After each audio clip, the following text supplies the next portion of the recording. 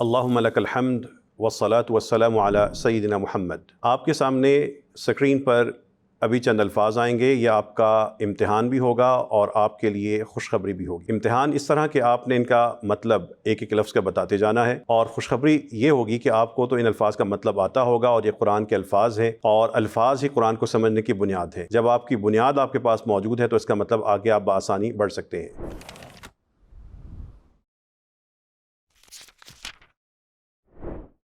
الرسول، الجہاد، الحج، العدل، المسجد، الیتیم، العزہ، الشفاء، المغفرہ، الجواب۔ یہی الفاظ جن کا مطلب آپ خود بتا رہے تھے، یہ قرآن کریم کے ہر صفحے پر پھیلے ہیں، آیات کا حصہ ہیں اور پوری صورتوں کا حصہ ہیں۔ انہی کی بنیاد پر آپ قرآن کے جملے بھی سمجھیں گے، خود سمجھیں گے، بغیر ترجمے کے سمجھیں گے، براہ راست عربی میں سمجھیں گے اور استاد سے پڑھے بغیر سمجھیں گے۔ اللعنہ، الندامہ، العبرہ۔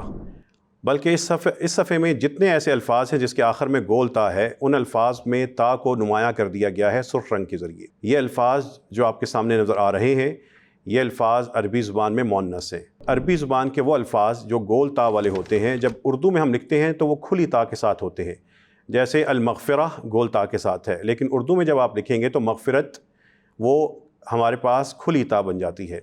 یہ ایک فرق آپ کو بنیادی سا آپ کے عربی اور اردو زبان کا بھی بتا دیا ہے۔ اب آپ کے سامنے قرآن کریم کے کچھ ایسے الفاظ آئیں گے جو مذکر ہیں اور کچھ ایسے آئیں گے جو مؤنث ہیں۔ العمرہ، التورات، الانجیل، الرحمہ، الآیہ، النبی، الذلہ۔ یہ ننھے سے اسباق ہیں، چھوٹے چھوٹے اسباق ہیں، یہ بنیاد ہیں۔ یہ الفاظ آپ کے مسلسل آگے بار بار آئیں گے، انہی الفاظ کو پختہ کر لیں۔ اللہ تعالیٰ قرآن کریم کے اس مبارک سفر کے ہر قدم پر آپ کے لیے آسانی فرمائے۔